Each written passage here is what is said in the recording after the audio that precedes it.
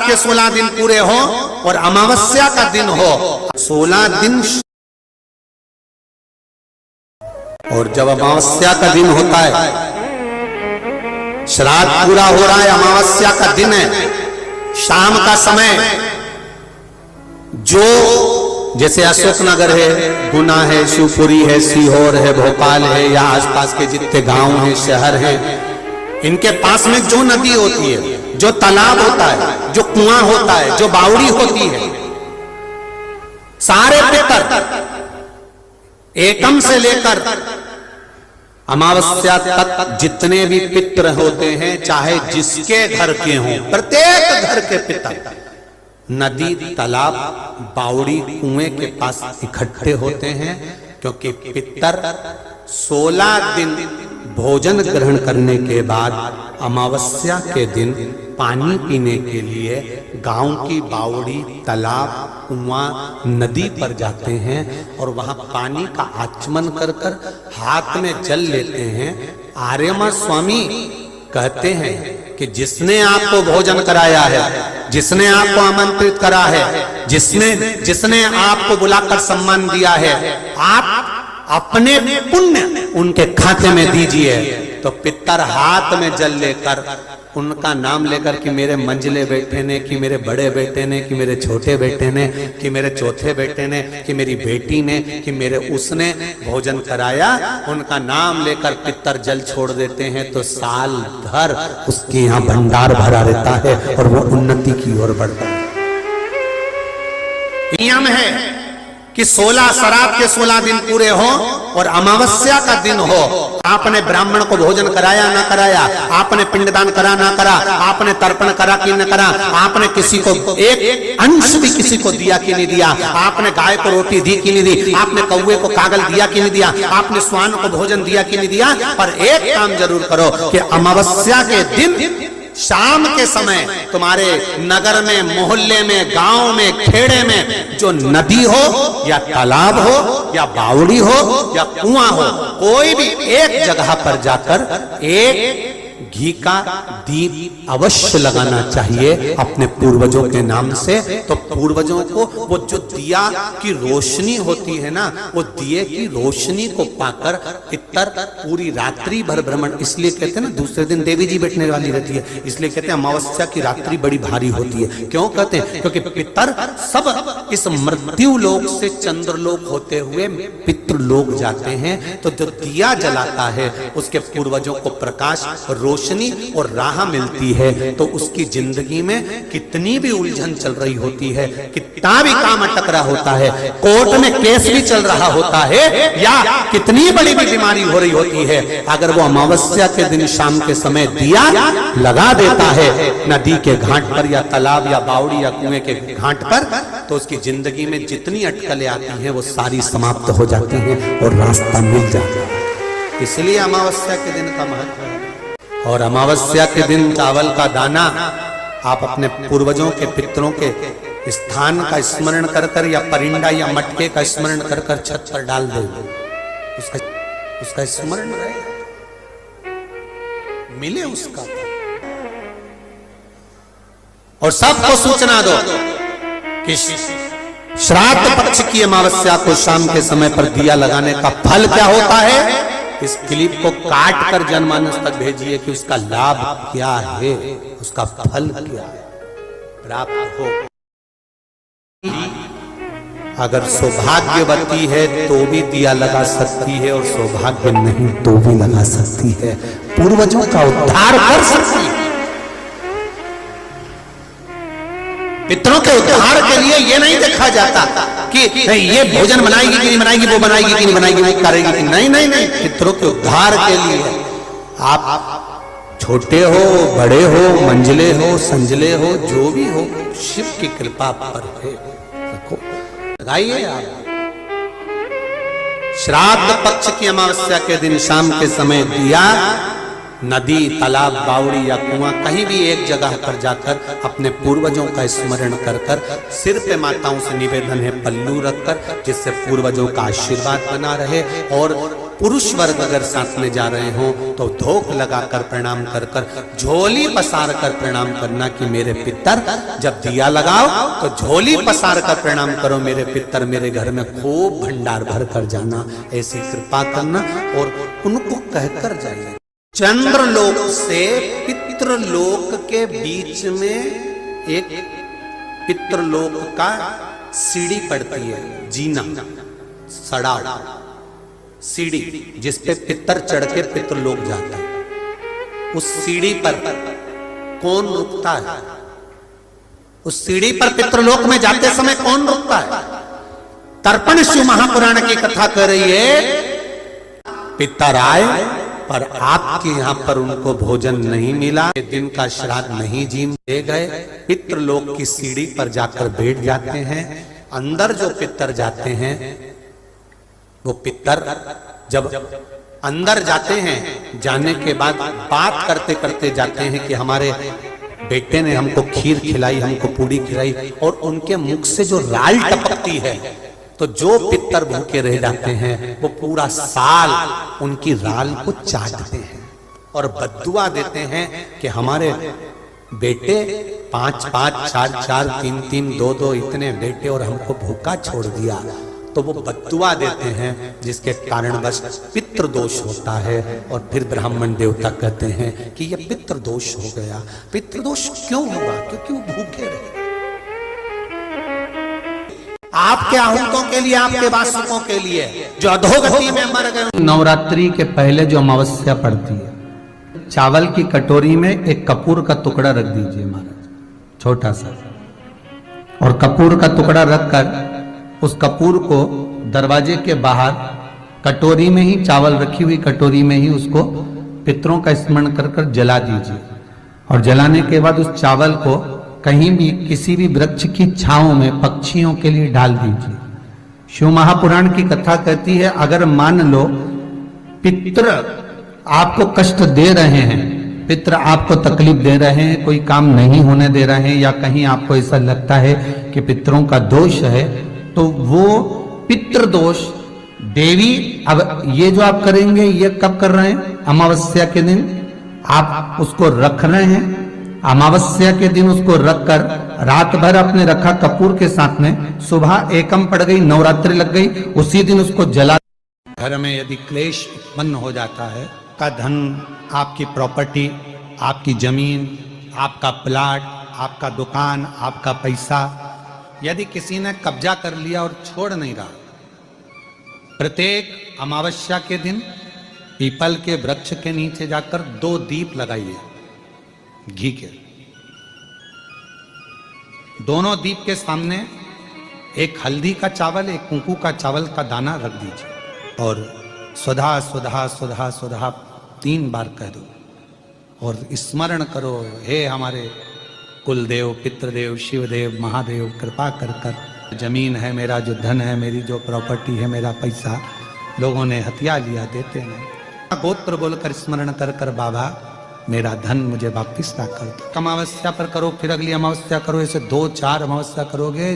जिसने ले रखा है वो खुद सोचेगा कि मुझे क्या हुआ, कि मुझे देना है, उसका पैसा चुकाना है, धन रखेगा नहीं। जब अमावस्या आए, श्राद्ध पक्ष के अंदर चुटकी भर आटा दरवाजे की दोनों चौखट पर डाला जाता है। किसी किसी के यहाँ दरवाजे पर आटे से रंगोली बनाई जाती, वो देव पितर के भाव से डाला। जिस बेटे बेटी का मंगल विवाह नहीं हो रहा हो, शुभ कार्य की सूचना नहीं आ रही हो, बहुत दिनों से एक फाइल कहीं लगी हुई है, अटकी हुई है, नहीं काम हो रहा, हम उनसे कहेंगे ये जो 16 दिन श्राद्ध के हैं, जितने दिन निकल गए, जितने दिन बचे हैं उन दिन में आपके दरवाजे के बाहर एक चुटकी घर से आटा लाकर चौखट के इस ओर, चौखट के उस ओर, दोनों जगह चुटकी भर आटे को डालना प्रारंभ करो। 16 दिन श्राद्ध के पूर्ण हो। जब अमावस्या आए, किसी जलाशय, सरोवर, तालाब, बावड़ी, कुआं के पास में घी का दिया लगाकर आना, बाबा से प्रार्थना कर कर आना। केवल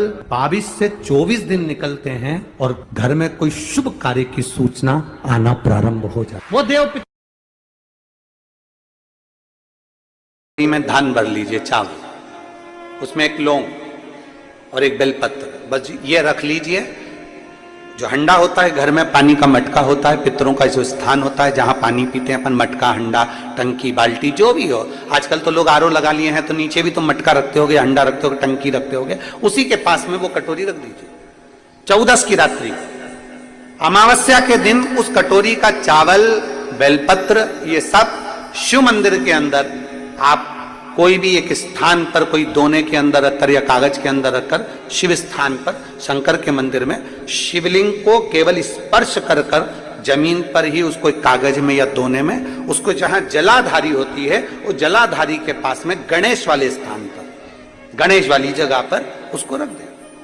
की छोटी सी एक, अगर पितृपक्ष में, पितृपक्ष के अंतर्गत यदि शिवजी के मंदिर में जाकर 1 लोटा जल, 3 चावल के दाने, 3 बेलपत्र पितरों का स्मरण कर कर, सुधा सुधा सुधा सुधा कर कर पितरों के हेतु भी अगर समर्पित कर दो तो शिव उसको स्वीकार कर कर सुधा पितरों से कहकर कल्याण कर देते, दुख समाप्त हो, कष्ट मिट जाता। हम सुधा सुधा सुधा कहते हैं। अगर आप पितृपक्ष में, श्राद्ध पक्ष में कोई ब्राह्मण भोजन करा रहे हो, गौ माता को श्राद्ध पक्ष में रोटी दे रहे हो, स्वान को रोटी दे रहे हो, कागल को निकाल रहे हो, कौवे को रोटी दे रहे हो, सुधा का स्मरण सुख देता है। तो पहला चंदन बाबा के शिवलिंग पर, दूसरा गणेश जी पर चंदन की उंगली, तीसरा षडानंद कार्तिकेय पर चंदन की उंगली, चौथा अशोक सुंदरी पर चंदन की उंगली, पांचवा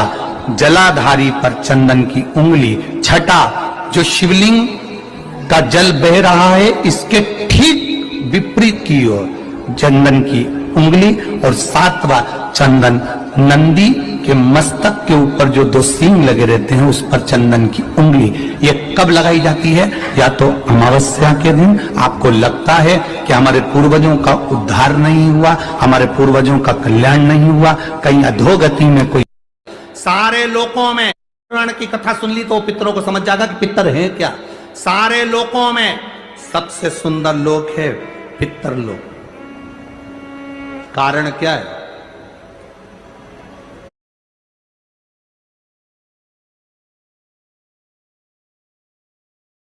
दिवाली साल में एक बार मनाई जाती है। देवलोक में दिवाली साल में एक बार मनाई जाती है, नाग दीपावली के दिन। पितृलोक में दीपावली रोज मनाई जाती है। कारण, पितृलोक में दिवाली रोज क्यों मनाई जाती है? उसका कारण क्या होता है? लक्ष्मी जी ने नारायण से पूछा, ब्रह्माणी ने ब्रह्मा जी से पूछा, इंद्राणी ने इंद्र से पूछा, एक बात बताओ, तुम दिन भर बैकुंठ में नहीं रहते हो नारायण, आप कहां चले जाते हो? भगवान विष्णु ने कहा, मैं बता नहीं सकता कि मैं दिन भर कहां जाता हूं। नहीं, आज तो आपको बताना पड़ेगा कि तुम दिन भर कहां जाते हो, तुम दिन भर रहते कहां हो, कहां पहुंच जाते हो दिन भर, आपको बताना पड़ेगा, ये आपको बोलना पड़ेगा। भगवान नारायण कहते हैं, मैं नहीं बता सकता।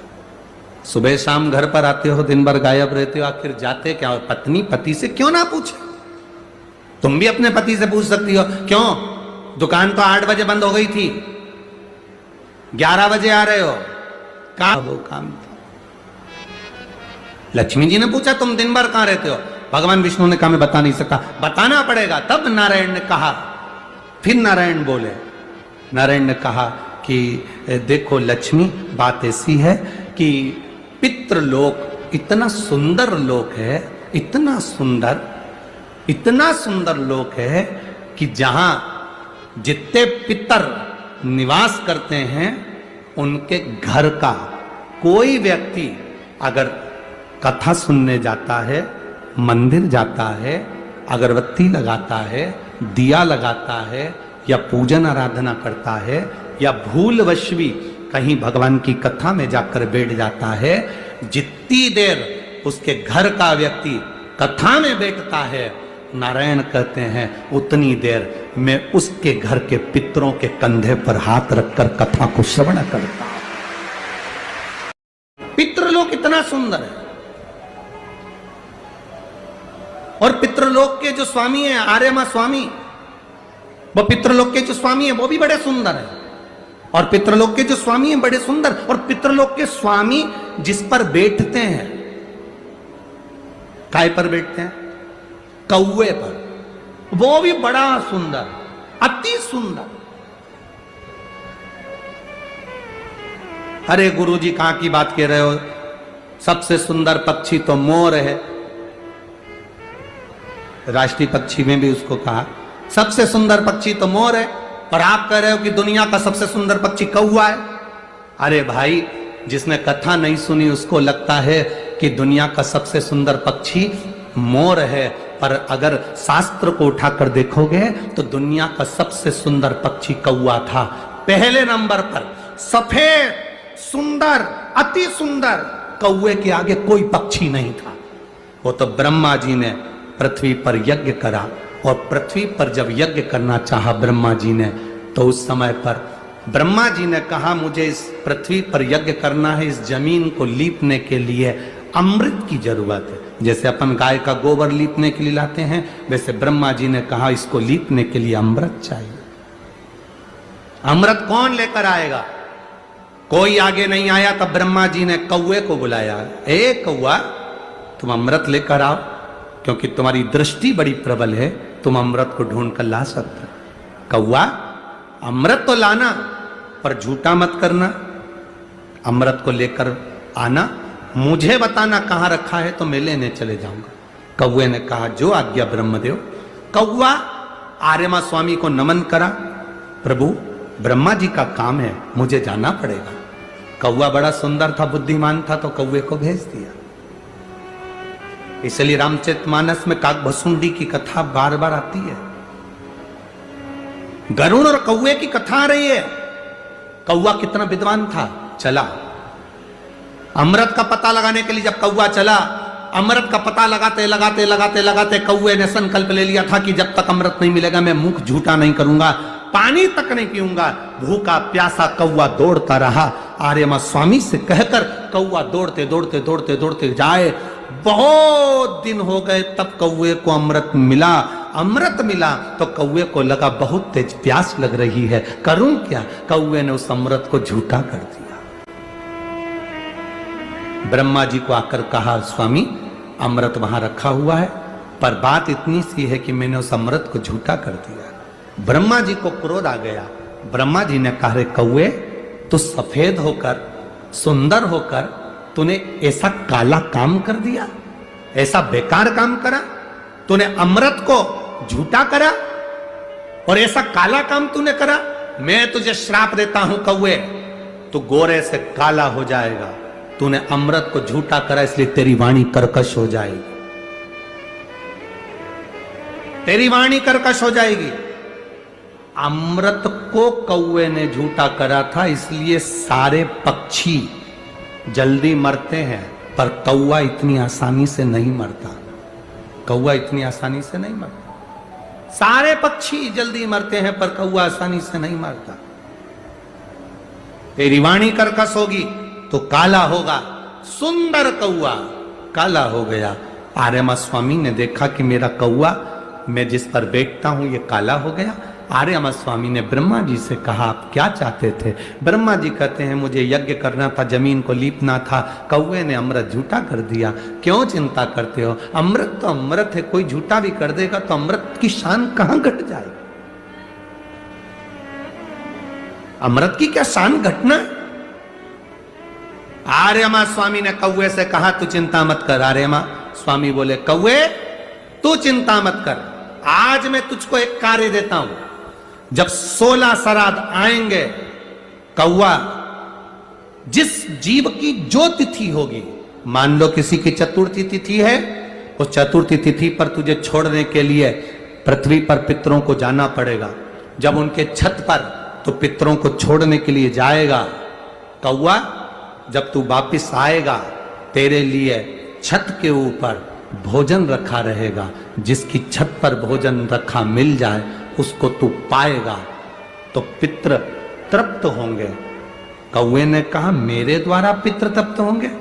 कौवा नहीं, जब पितर वापिस आएंगे, पितृलोक में रहेंगे, उनको 1 वर्ष के अंदर जब भूख लगेगी, तब कौवा तू अपनी चोंच में उनकी छत से जो भोजन लेकर आएगा, अपनी चोंच से निकालकर उन पितरों को देगा, जिससे जिससे उनका कल्याण होगा और वो आशीर्वाद प्रदान करेंगे, वो वर प्रदान करेंगे।